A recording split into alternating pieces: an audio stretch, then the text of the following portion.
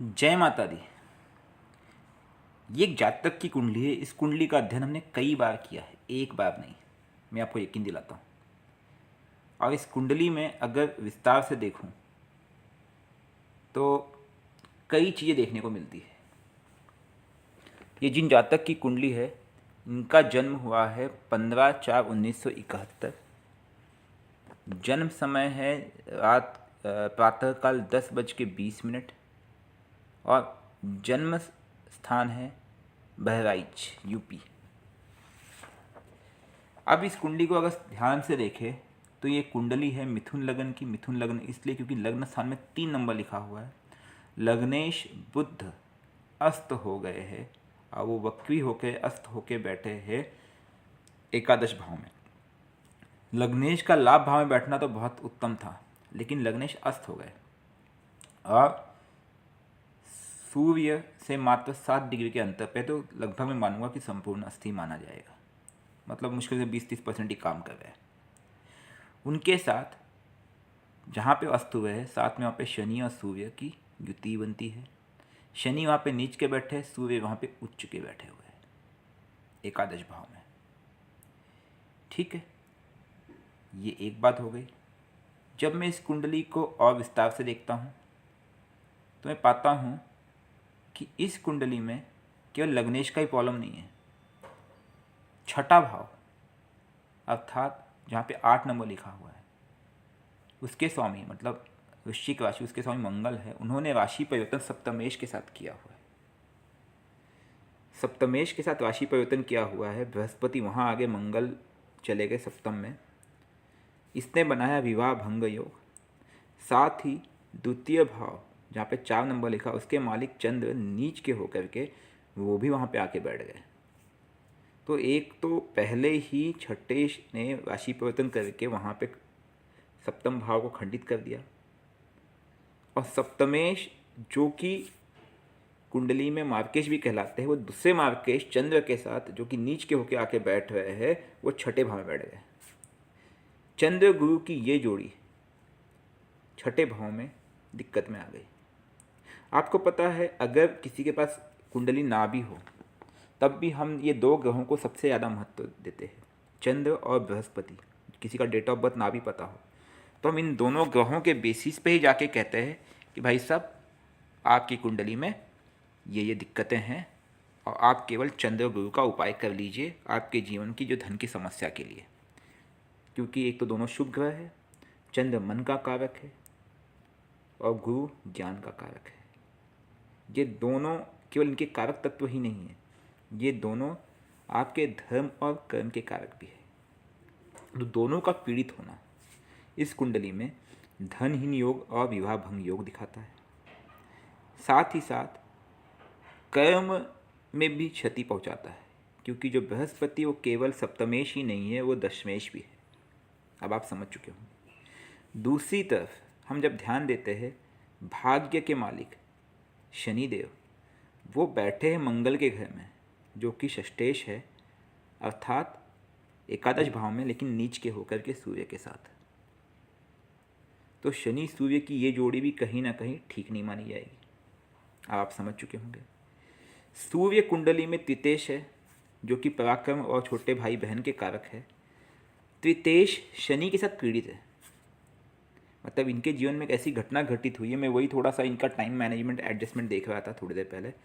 मैं आपको उसकी कहानी बताऊंगा कि ये कुंडली में ऐसा क्या बात है, क्योंकि इन्होंने समय 10:30 का दिया था। ये मेरे जानने वाले मित्र है, और 10:30 से जब मैं इसको आगे बढ़ता हूँ तो कहीं ना कहीं इसको मैनिपुलेट करना पड़ा। इस कुंडली में मैंने काफ़ी समय दिया। मेरे ख्याल से अगर कहूँ तो इसमें कम से कम 6-7 घंटे दिया गया होगा अब तक। 10:30 से 11:30-12 बजे के बीच में हमने टाइम को मैनेजमेंट करने की कोशिश की है, ताकि हम सीरीज ऑफ इंसिडेंट्स को लाइफ में देख सकें कब ये घटना कैसे घटित हुई है। अभी इनकी चंद्र की दशा चल रही है, जो टेंटेटिवली मार्च-अप्रैल 26 के आसपास तक चलेगी। ठीक है। अंतर्दशा बुध की चल रही है, जो 2023 तक रहेगी, वो भी जून-जुलाई के आसपास मान लीजिए। अब एक तो इनका बुध हस्त है, तो बुध का उपाय तो आवश्यक हो जाता है।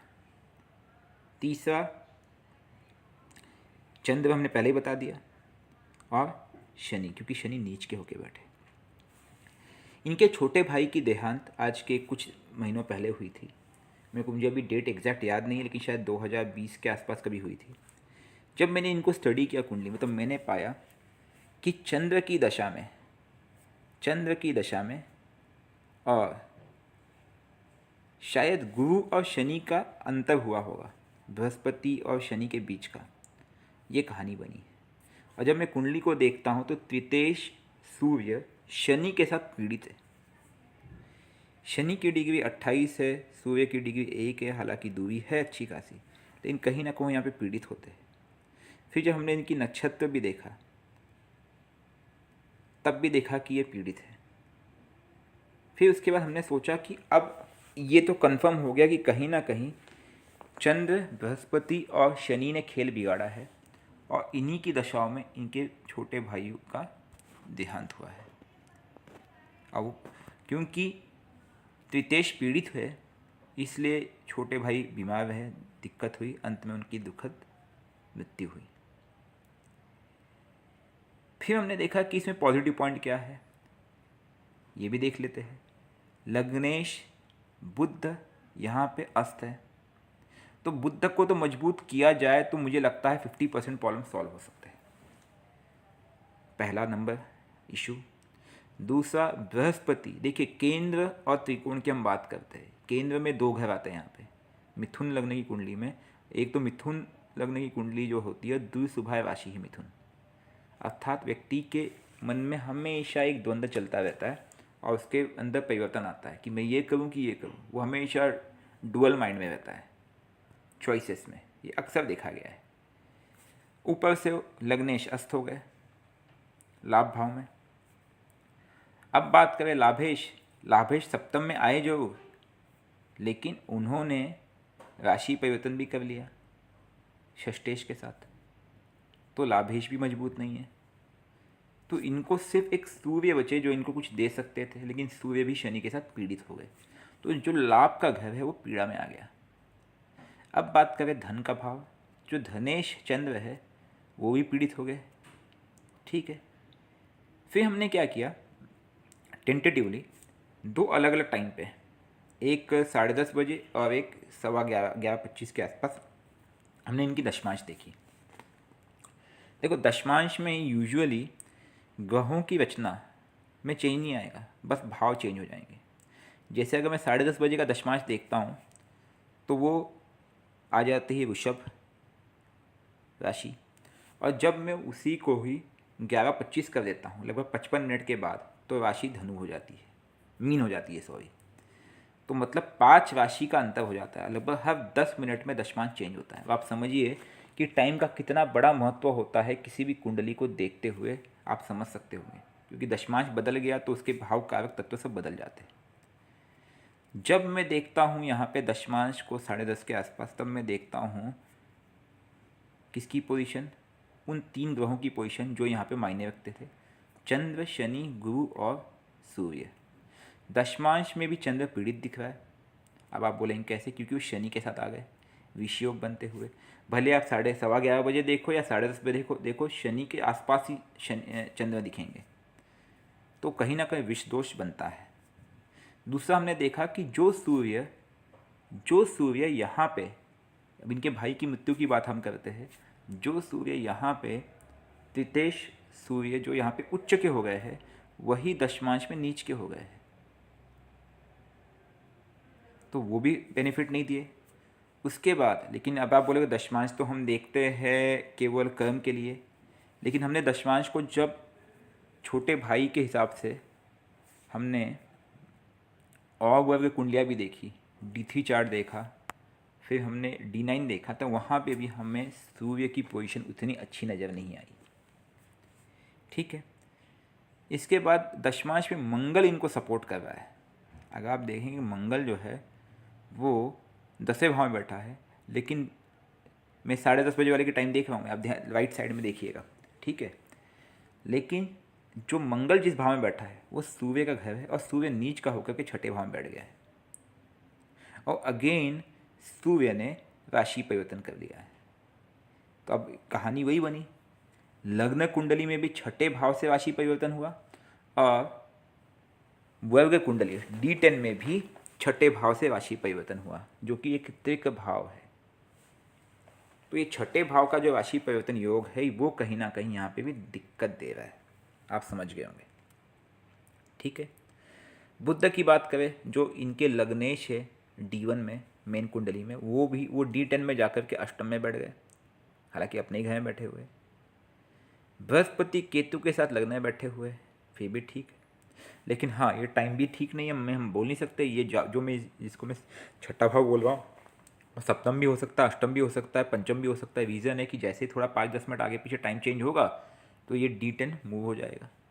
तो इनडायरेक्टली ये तो कन्फर्म है कि मैं ये बोल नहीं सकता हूँ कि ये वर्ग कुंडली राइट है, ये मैं आपका एग्री करता हूँ। लेकिन इसमें जो दोष ये दिख रहा है कि चंद्र शनि के करीब जन्म दिख रहा है, गुरु केतु के करीब दिख रहा है और सूर्य नीच का दिख रहा है। वो भले टाइम कितना भी चेंज होगा, ये तीन चीज़ें हमेशा आएगी ही आएगी।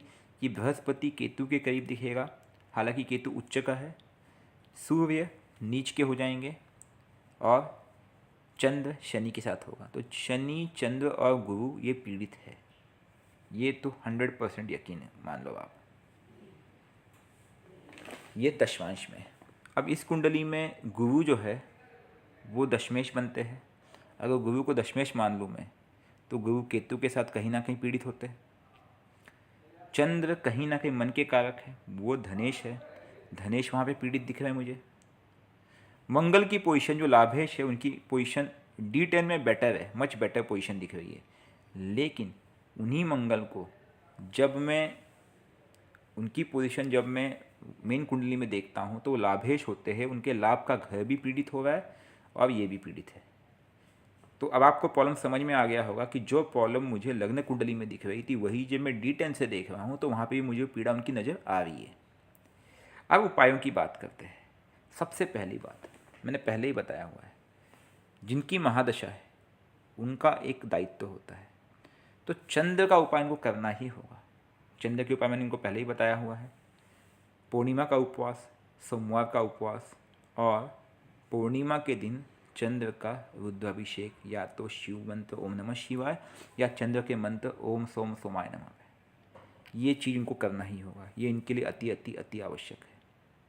ग्रीन कलर जितना ज़्यादा पहनेंगे खाएंगे इनके लिए शुभ होगा, हरा कलर, क्योंकि इनको बुद्ध को बल देना होगा। क्योंकि कर्म के कारक कहीं ना कहीं यहाँ पे मंगल बनेंगे, चंद्र बनेंगे और बुद्ध बनेंगे, लेकिन बुद्ध की भूमिका सबसे ज़्यादा होगी और उसके बाद चंद्र की। लेकिन चंद्र यहाँ पे अकारक है, ऊपर से चंद्र यहाँ पे मार्केश भी है। तो चंद्र को इनको शांत करने के लिए पूर्णिमा और सोमवार का उपवास रखना ही होगा, ये इनके लिए अति अति अति आवश्यक है। दूसरी चीज़, दशमेश बृहस्पति है, तो अगर बृहस्पति को भी संभालते हैं तो अगर ये डेली शिव मंदिर जाते हैं, या क्योंकि मेडिटेशन वो काफ़ी करते हैं, या डेली बाबा या डेली योग लगाते हैं, मेडिटेशन करते हैं, शिव पूजा करते हैं, तब उनको बृहस्पति से भी राहत मिलेगी। बाकी ये शुद्ध विचार, शुद्ध आहार वाले व्यक्ति है, इनका जीवन पूर्ण ब्रह्मचर्य के साथ चलता है, सब कुछ सही है। लेकिन ये जो दोष है, इस दोष का इनको कुछ ना कुछ उपाय करना हो। अभी चंद्र की दशा 2026 तक चलेगी, मार्च अप्रैल के आसपास। उसके बाद इनके जीवन में बदलाव दिख रहा है। लेकिन अभी जैसे बुध की अंतर चल रही है 2023 तक, तो ये समय अगर इनको बेटर बनाना है तो बुध को बल दे। ऐसे ही जब केतु आएंगे तो केतु को भी ये बल दे, अर्थात ये महादशा अंतरदशा को प्रभावित रूप से बल दे, ठीक है। और चंद्र का उपाय करें, तब इनके जीवन में समस्याओं से कुछ ना कुछ राहत 100% मिलेगी। मैं 100% तो नहीं कहूँगा, लेकिन कहूँगा 50% राहत अवश्य नजर आनी चाहिए। देखिए, कुंडली चीज़ें मैच करती है। अगर आपका date of birth, time of birth सही हो तो वो एग्जैक्ट मैच करता है। बाकी एक होता है कि टाइम करेक्शन मेथड, जिसमें बहुत समय लगता है, जिसमें आप छोटे छोटे इवेंट्स को देखते हो जीवन के, और उन घटना के काल अवधि के टाइम को देख करके उसको मैच करने की कोशिश करते हो with respect to date and with respect to other charts. Like अगर आपके जीवन में कुछ घटनाएं आपके पत्नी संबंधित हुई होगी तो आप D9 के साथ उसको रेक्टिफाई करोगे, रेक्टिफिकेशन जिसे कहते हैं। ऐसे ही आपके जॉब से रिलेटेड कुछ हुआ होगा कर्म क्षेत्र में, तो उसको D10 से रेक्टिफाई करोगे। ऐसे ही अगर कोई घटना आपके साथ घटित हुई होगी आपके बच्चों से रिलेटेड, तो D7 से रेक्टिफाई करोगे। भाई बहनों से रिलेटेड होगी तो D3 से रेक्टिफाई करोगे। तो ऐसे डिफरेंट डिफरेंट चार्ट्स हैं, उन चार्ट्स के बल पे आप रेक्टिफिकेशन करते हो। Rectification process is a very tedious and long process.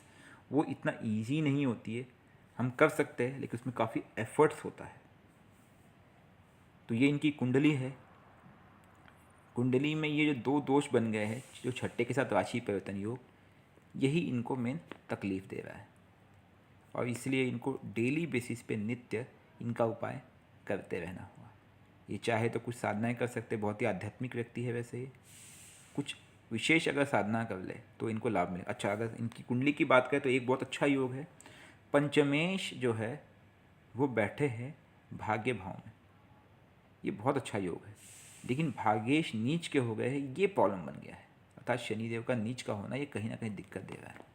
अगर धनेश का संबंध और सप्तमेश का संबंध छठे से नहीं होता तो मैं बोलता इनके पास बहुत पैसा होता, यकीन मानिए। लेकिन इस संबंध ने सब कुछ खंडित कर दिया है। खैर, इनके कुछ और प्रश्न होंगे, मैं इनसे डिस्कस अवश्य करूँगा, लेकिन ये मेन प्रॉब्लम है चंद्र, बृहस्पति और बुध, इनका उपाय इनको करना पड़ेगा। जय माता दी।